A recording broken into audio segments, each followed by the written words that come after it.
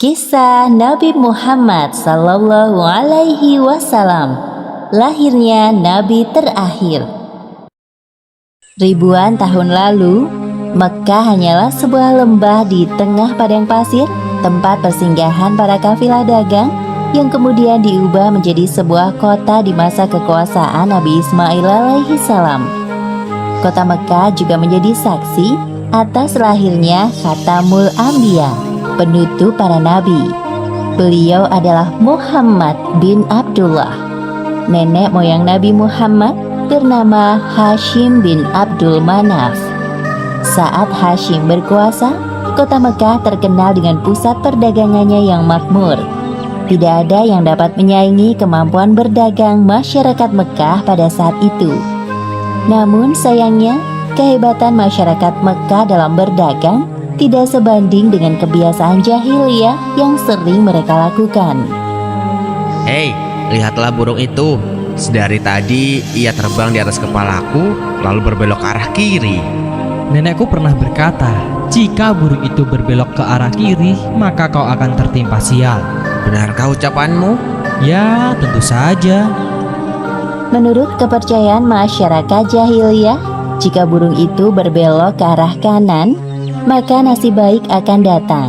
Begitupun sebaliknya. Orang-orang Arab pada masa jahiliyah sangat percaya pada tahayul. Kebiasaan jahil lainnya adalah tentang penyembahan berhala. Awal mula penyembahan berhala di kota Mekkah ketika seorang bernama Amr bin Luhai membawa sebuah berhala besar bernama Hubal dari Syam. Lalu diletakkan berhala Hubal itu di sekitar Ka'bah dan ia menyuruh orang-orang menyembahnya. Ayo cepat, bawa kemari minumannya. Kerongkonganku rasanya kering sekali. Sabarlah sebentar kawan. Bagaimana kalau kita berjudi sambil minum-minum? Tawaranmu sungguh menggiurkan. Tentu aku tidak bisa melewatkannya kali ini. Hei, kamu yang duduk di sana, panggil para penari untuk menghibur kami. Tidak hanya berjudi dan minum arak, pencurian, perampokan juga hal yang sering terjadi. Sasarannya orang asing yang mereka temui di jalan. Hei kau, cepat turun dan serahkan semua harta yang kalian bawa. Mulai saat ini, kau dan istrimu adalah budak di rumahku. Kalian berdua jangan sekali-kali berani melawanku, atau nyawa kalian melayang. Tak terasa tahun demi tahun berlalu dengan cepat. Kepemimpinan Hashim digantikan oleh pemimpin yang lebih muda dan berkompeten di saat usianya telah lanjut. Sebelum beliau meninggal, Hashim mewariskan banyak sekali harta kepada Abdul Muthalib. Wahai keponakanku, semua ini adalah harta milik ayahmu. Kau pantas mendapatkannya. Terima kasih, wahai paman. Aku akan menggunakan semua harta peninggalan ayahku untuk kebaikan. Saat ini, Abdul Muthalib berperan sebagai sikayah, yaitu orang yang bertugas menyediakan air dan makanan bagi pengunjung Ka'bah. Saat itu, Ka'bah sangat ramai dikunjungi oleh orang-orang, melebihi gereja Al-Quds di Yaman milik Raja Abraha. Namun, seiring berjalannya waktu, persediaan air semakin menipis. Pada saat itulah Abdul Muthalib teringat tentang cerita sumur Zam-Zam. Banyak orang mengatakan bahwa sumur Zam-Zam telah tertimbun tanah ratusan tahun yang lalu, jadi mustahil jika ditemukan. Sepertinya aku harus menemukan sumur Zam-Zam itu. Apalagi tugasku sekarang sebagai sikhoyah. Kemudian beliau memanggil salah satu putranya yang bernama Harits. Wahai Harits, anakku, kemarilah. Dapatkah engkau menemaniku mencari sumur Zam-Zam yang telah tertimbun tanah ratusan tahun lamanya itu? Baiklah, dengan senang hati aku siap membantumu mencari sumur Zam-Zam itu, wahai ayah. Abdul Muthalib dan Harits berpencar dalam menggali di beberapa tempat, namun tidak ada hasil. Wahai ayah, apa mungkin sumur Zam-Zam benar-benar telah lenyap tertimbun tanah? Wahai anakku, kalau kita bersabar, Allah akan memudahkan pencarian kita. Orang-orang yang melihat perbuatan Abdul Muthalib dan Harits hanya bisa mencemooh. Wahai Abdul Muthalib, mengapa engkau mengerjakan perbuatan yang sia-sia? Sumur itu telah lama hilang tertimbun tanah. benar yang dikatakannya. Bukankah dahulu nenek moyang kita, Mudzaz bin Amr pernah mencari tapi juga tidak berhasil?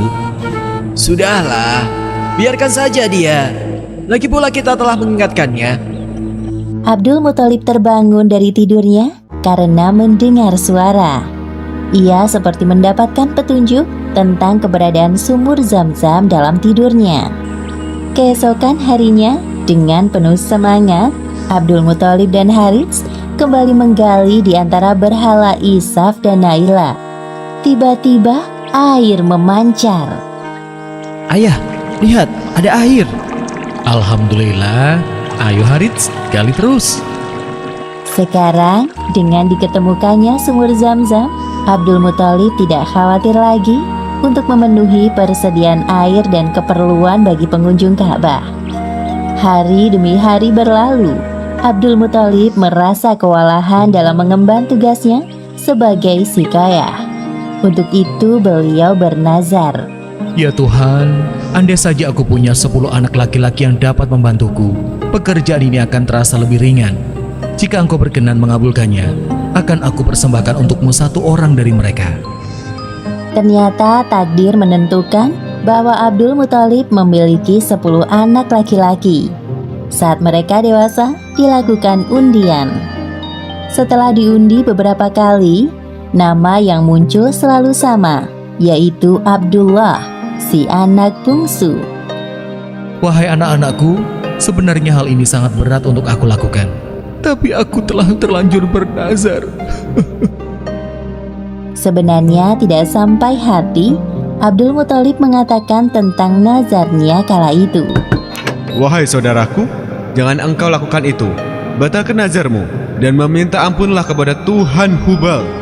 Lalu apa yang harus aku persembahkan sebagai ganti dari Abdullah? Kalau engkau dapat menebusnya dengan harta, maka berikanlah itu kepada berhala agar mereka tetap berkenan kepadamu. Menurut kami, itu keputusan yang terbaik. Setelah melakukan perundingan cukup lama, diputuskan bahwa Abdul Muthalib harus menyerahkan 100 ekor unta sebagai ganti dari persembahan Abdullah. Abdullah adalah pemuda baik, sopan dan berwajah tampan. Banyak gadis-gadis Mekah yang tertarik dengannya, apalagi ketika mereka mendengar bahwa nyawa Abdullah setara dengan 100 ekor unta. Mendengar kenyataan bahwa Abdul Muthalib berencana menjodohkan Abdullah dengan anak dari Wahab bin Abdul Manaf, para gadis Mekah itu tentu kecewa. Allah Subhanahu wa Ta'ala telah menentukan jodoh Abdullah dengan Aminah, gadis yang memiliki nasab yang paling baik di kalangan suku Quraisy. Akhirnya mereka berdua menikah. Wahai istriku, musim semi telah tiba. Ini tandanya aku harus melakukan perjalanan dagang ke Syam. Pada saat itu, Aminah sedang hamil muda. Jika itu memang kewajibanmu, pergilah wahai suamiku. Meskipun sesungguhnya aku sangat berat untuk melepas kepergianmu. Simpan kekhawatiranmu, wahai istriku. Aku sekarang ini harus bekerja keras untuk calon bayi yang ada di dalam kandunganmu ini. Keesokan harinya, Abdullah berangkat bersama kafilah dagang yang lain. Aminah melepas kepergian suaminya dengan doa. Perjalanan dagang Abdullah berjalan lancar. Dalam perjalanan pulang, Abdullah singgah di Madinah untuk menemui sanak saudara dari ibunya.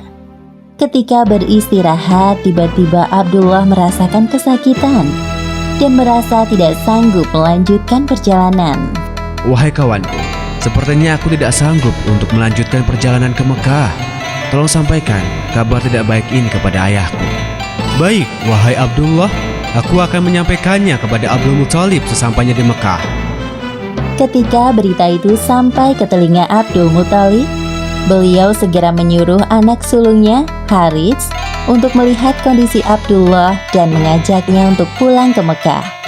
Namun setibanya Harits di Madinah, Abdullah telah meninggal beberapa saat sebelum kau datang, wahai Harits. Inna lillahi wa inna ilaihi raji'un. Semua anggota keluarga Abdul Muthalib berduka mendengar kematian Abdullah. Tentu saja Aminah lebih berduka karena kehilangan suami yang sangat dicintainya. Wahai bayi yang ada dalam perutku, semoga kelak engkau tumbuh menjadi orang yang bermanfaat bagi sekitar, seperti mendiang ayahmu, walaupun kalian belum sempat bertemu.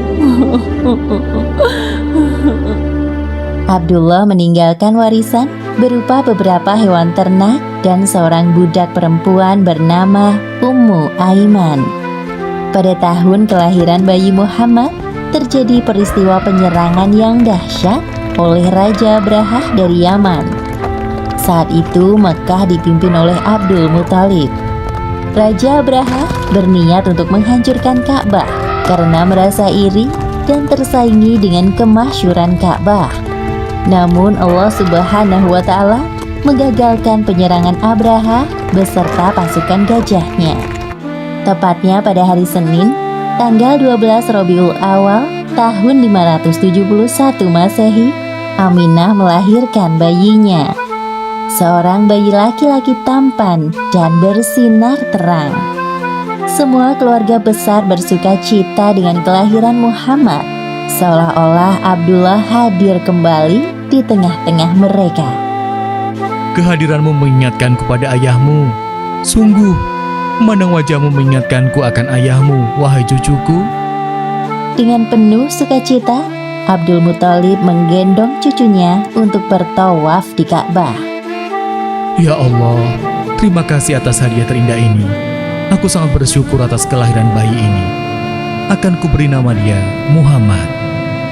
Setelah lewat 7 hari, Abdul Muthalib menyembelih unta sebagai ungkapan rasa syukur atas kelahiran bayi Muhammad. Wahai Abdul Muthalib, siapakah nama bayi ini? Aku memberinya nama Muhammad.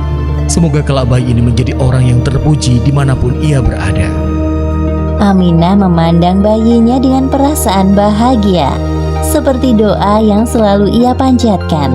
Allah Subhanahu wa Ta'ala telah menakdirkan Muhammad menjadi orang yang berpengaruh dalam mengubah sejarah dunia. Seperti yang disebutkan dalam Al-Quran, Surat Al-Anbiya ayat 107. Dan tiadalah kami mengutus kamu, Muhammad, melainkan untuk menjadi rahmat bagi semesta alam. Demikianlah akhir kisah lahirnya Nabi terakhir, Muhammad Sallallahu Alaihi Wasallam.